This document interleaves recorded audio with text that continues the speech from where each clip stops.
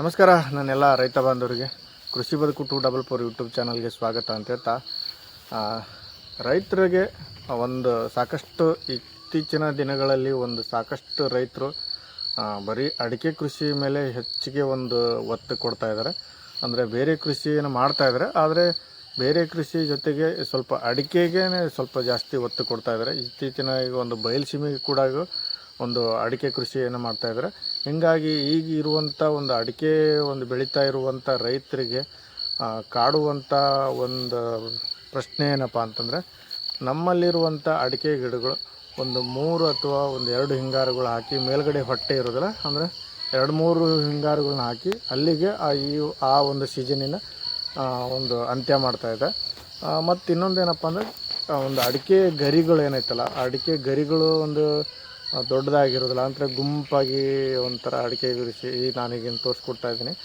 ಈ ಥರ ಅಡಿಕೆ ಗಿಡಗಳು ಈ ಥರ ಗುಂಪಾಗಿರ್ತವೆ. ಮತ್ತು ಇನ್ನೊಂದೇನಪ್ಪ ಪ್ರಶ್ನೆ ಅಂದರೆ, ಅತಿ ಹೆಚ್ಚು ರೈತರಲ್ಲಿ ಕಾಡುವಂಥ ಪ್ರಶ್ನೆ ಏನಂತಂದರೆ, ಅಡಿಕೆ ಹಿಂಗಾರ ಅಂತ ಏನು ಕರಿತೇವೆ ನಾವು, ಅಡಿಕೆ ಹಿಂಗಾರು ಅರಳಬೇಕದು. ಈಗೇನಂತಂದರೆ ಕೆಲವೊಂದಿಷ್ಟು ಜಮೀನುಗಳಲ್ಲಿ ಅಥವಾ ಕೆಲವೊಂದಿಷ್ಟು ಈಗ ನಮ್ಮ ಜಮೀನಲ್ಲೇ ಏಕೈಕ ನಾನು ತೋರಿಸ್ಕೊಡ್ತಾ ಇದ್ದೀನಿ. ಈ ಅಡಿಕೆಗಳ ಹಿಂಗಾರ ಏನಂತಲ್ಲ ಅರಳಬೇಕು. ಈ ಗುಂಪಾಗಿದ್ದರೆ ಅದೇನಾಗ್ತದೆ, ಅಡಿಕೆಗಳು ಸ್ವಲ್ಪ ಇಳುವರಿ ಕಡಿಮೆ ಬರ್ತದೆ. ಅರಳಿ ಜೋತು ಬಿದ್ದರೆ ಹಿಂಗಾರ ಏನೈತಲ್ಲ ಅವಾಗೇನಪ್ಪ ಅಂತಂದರೆ ಇಳುವರಿ ಜಾಸ್ತಿ ಬರ್ತದೆ. ಹಿಂಗಾಗಿ ಏನೀಗ 2-3 2 ಅಥವಾ 3 4 ಹಿಂಗಾರುಗಳನ್ನ ಹಾಕಿದರೆ ಅಲ್ಲೇನಾಗ್ತದೆ ಅಂದರೆ ಇಳುವರಿ ಕಡಿಮೆ ಬರ್ತದೆ. ಹೀಗಾಗಿ ರೈತರಿಗೆ ಲಾಸ್ ಆಗುವಂಥ ಸಿಚುವೇಶನ್ ಇರ್ತದೆ.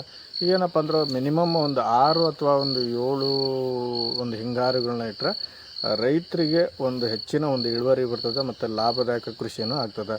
ಈಗ 2-3 ಹಿಂಗಾರು ಬಂದರೆ ಅವಾಗೇನಾಗ್ತದೆ ಅಂದರೆ ಲಾಸ್ ಆಗೋದ್ರಿಂದ ಅಡಿಕೆ ಇರುವಂಥ ಬೆಳೆಸಿರ್ತಕ್ಕಂಥ ಖರ್ಚು ವೆಚ್ಚ ಲೆಕ್ಕ ಮಾಡಿದರೆ 2-3 ಹಿಂಗಾರಾಗೆ ಲಾಸ್ ಆಗ್ತದೆ. ಈಗ ನಾನೀಗೇನು ಈಗ ಡ್ರಿಂಚಿಂಗ್ ಮಾಡ್ತಾಯಿದ್ದೀವಿ ನಾವು. ಈ ಥರ ಅಡಿಕೆ ಗಿಡಗಳಿಗೆ ಬಂದರೆ ಅಕಸ್ಮಾತ್ ಆ ಥರ ಆಗ್ತಾಯಿದ್ದಾವೆ ಅಂತಂದರೆ ಇದಕ್ಕೇನು ಮಾಡಬೇಕು ಅನ್ನೋದನ್ನು ಈ ವಿಡಿಯೋದಲ್ಲಿ ಸಂಪೂರ್ಣವಾಗಿ ತೋರಿಸ್ಕೊಡ್ತಾ ಹೋಗ್ತೀನಿ ಸ್ನೇಹಿತರೆ.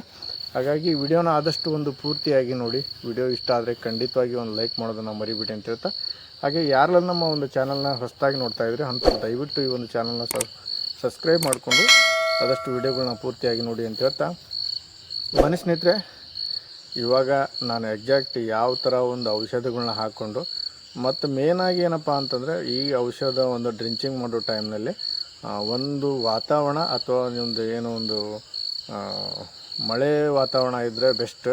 ಯಾಕಂದರೆ ಮಳೆ ಆದ್ರಂತೂ ಇನ್ನೂ ಬೆಸ್ಟು. ಇಲ್ಲ ಅಂತಂದರೆ ಜಟ್ ನೀರನ್ನು ಹೊಡೆಸಿ ಆನಂತರ ತೊಯಿಸಿ ಭೂಮಿನ ಆನಂತರ ನೀವು ಡ್ರಿಂಚಿಂಗ್ ಮಾಡಿದರೆ ಉತ್ತಮ ಅಂಥೇಳಿ ಈ ವಿಡಿಯೋದಲ್ಲಿ ತಿಳಿಸ್ಕೊಡ್ತಾ ಹೋಗ್ತೀನಿ ಸ್ನೇಹಿತರೆ. ಈಗ ಬನ್ನಿ, ನಾನು ಈಗ ಡ್ರಿಂಚಿಂಗ್ ಮಾಡ್ತಾಯಿದ್ದೀನಿ. ಯಾವ ಥರ ಮಾಡ್ತೀನಿ, ಯಾವ್ಯಾವ ಔಷಧನ ಹಾಕಿ ತೋರಿಸ್ಕೊಡ್ತಾ ಇರ್ತೀನಿ, ಬನ್ನಿ ನೋಡೋಣ. ನೀವು ಇವಾಗ ನೋಡ್ಬೋದು ರೈತ ಬಾಂಧವರೇ, ನಾವು ಈ ಔಷಧಗಳನ್ನ ತೋರಿಸ್ಕೊಡ್ತಾ ಇದ್ದೀನಿ.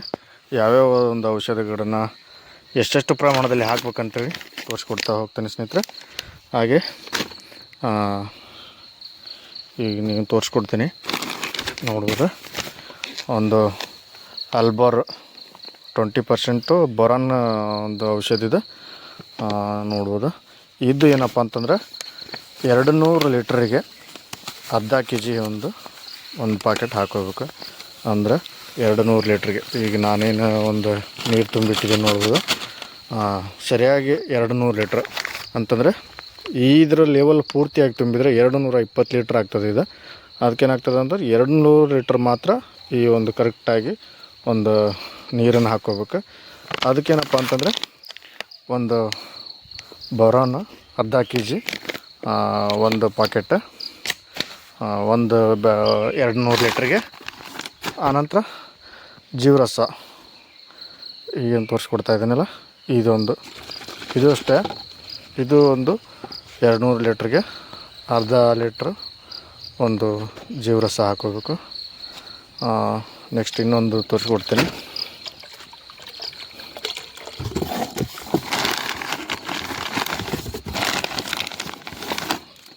ನೋಡ್ಬೋದು ಸ್ವರ್ಣ ಜಡ್ಡನ್ ಈ ಒಂದು ಔಷಧನ ಇದು ಕೂಡ ಅಷ್ಟೇ. ಇದು 200 ಲೀಟ್ರಿಗೆ ಒಂದು ಅರ್ಧ ಕೆ ಜಿಯಷ್ಟು ಈ ಒಂದು ಬಾಟ್ಲನ್ನು ಹಾಕೋಬೇಕು.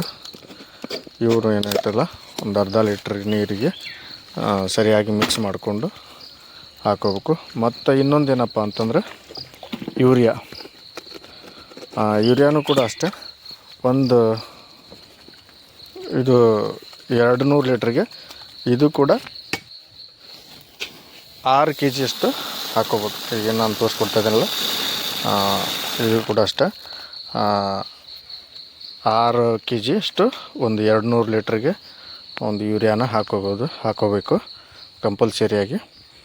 ಈ ಒಂದು 3 ಔಷಧನ ಸರಿಯಾಗಿ ಒಂದು ಹಾಕ್ಕೊಂಡು ಇದೇನಂತಲ್ಲ ನೀವು ಇದು ಬೊರಾನ್ ಮತ್ತು ಜೀವರಸ ಸ್ವರ್ಣ ಇದೇನಲ್ಲ ಇವನ್ನ 3 ನೀವು ಡೈರೆಕ್ಟ್ ಬ್ಯಾರಲ್ಗೆ ಹಾಕ್ಕೋಬೋದು. ಬ್ಯಾರಲ್ಗೆ ಹಾಕ್ಕೊಂಡು ನೀವು ಒಂದು ಕೋಲು ಅಥವಾ ಒಂದು ಏನೋ ತೊಗೊಂಡು ತಿರುಗಿಸ್ಕೊಂಡು ನೀವು ಒಂದು ಗಿಡಕ್ಕೆ ಸರಿಯಾಗಿ 2 ಲೀಟ್ರ್ ಹಾಕ್ಕೊಂಡು ಹೋದರೆ ಬೆಸ್ಟ್ ಅಂಥೇಳಿ ನನ್ನೊಂದು ಅಭಿಪ್ರಾಯ. ಈಗ ನೀವು ಎಕ್ಸಾಕ್ಟಾಗಿ ನಾನು ಒಂದು ತೋರಿಸ್ಕೊಡ್ತೀನಿ ಯಾವ ಥರ ಇದು ಒಂದು ವಾತಾವರಣಕ್ಕೆ ಅಥವಾ ಈಗ ನಾನು ತೋರಿಸ್ಕೊಡ್ತೀನಿ. ಈಗ ನೋಡ್ಬೋದು ಈ ಒಂದು ಗಿಡಕ್ಕೆ ಏನಾಗ್ತದಲ್ಲ 2 ಅಥವಾ 3 ಒಂದು ಹಿಂಗಾರಿದೆ. ನಂತರ ಮೇಲೆ ಇದ್ರ ನೋಡಿದ್ರೆ ಇದ್ರ ಹೊಟ್ಟೆ ಇಲ್ಲ. ಇದೇನಾಗ್ತದೆ ಇದು 3 ಮಾತ್ರ ಇದೆ, ಇದ್ರ ಮೇಲ್ಗಡೆ ಹೊಟ್ಟೆ ಇಲ್ಲ. ಇದೇನಾಗ್ತದೆ ಅಂತಂದ್ರೆ ಇಂಥ ಗಿಡಗಳಿಗೆ ಈ ಥರ ಒಂದು ಏನೋ ಡ್ರೆಂಚಿಂಗ್ ಮಾಡಿದರೆ ಉತ್ತಮ ಅಂಥೇಳಿ ಈ ಒಂದು ತೋಟಗಾರಿಕೆ ಇಲಾಖೆಯಿಂದ ಸಲಹೆಯನ್ನು ಪಡ್ಕೊಂಡು ಬಂದು ನಾನು ಇವಾಗ ಮಾಡ್ತಾಯಿದ್ದೀನಿ.